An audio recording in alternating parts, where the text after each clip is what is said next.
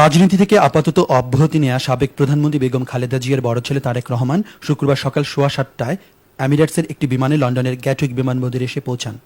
সকাল 8:30টায় বিমানবন্দর থেকে বেরিয়ে আসার সময় তারেক রহমানকে দেখা যাচ্ছিল যন্ত্রণাকাতর ও বিপর্যস্ত।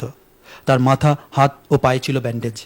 বিমানবন্দর থেকে বেরিয়ে আসার পর তারেক রহমানকে কড়া নিরাপত্তার মধ্যে তোলা হয় আগে থেকে নির্ধারিত একটি অ্যাম্বুলেন্সে।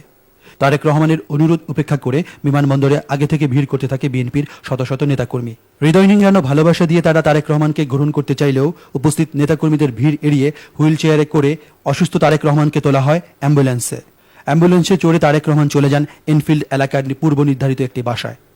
লন্ডনে তিনি এই বাসাতেই অবস্থান করবে বলে জানিয়েছে সংশ্লিষ্ট সূত্র। লন্ডনে তারেক রহমানের সঙ্গে এসেছেন স্ত্রী ডক্টর জুবাইদা রহমান, মেয়ে জাইমা রহমান, জুবাইদার বড় বোন ও তার স্বামী এবং তারেকের চিকিৎসক ডক্টর কাজী মাজহারুল ইসলাম দোলন।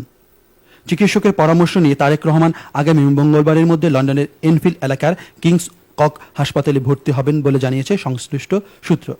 চিকিৎসক ও বিএনপি সূত্রগুলোর মতে তারেক রহমানের সুস্থ হয়ে উঠতে সময় লেগে যেতে পারে আরও 2 থেকে 3 বছর। কারাবন্দী অবস্থায় গুরুতর নির্যাতনের জের ধরে তারেক রহমানের বর্তমানে এই অবস্থা।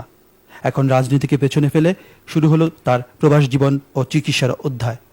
চিকিৎসা শেষে সুস্থ হয়ে উঠবে কিনা তারেক রহমান তা এখন প্রশ্ন সাপেক্ষ। রাজনীতিতে সক্রিয় হয়ে উঠতে তারেক রহমানকে হয়তো অপেক্ষা করতে হবে আরও দীর্ঘ সময়। Khaled Saifullah, Bangla TV news, Gatwick বিমানবন্দর, লন্ডন।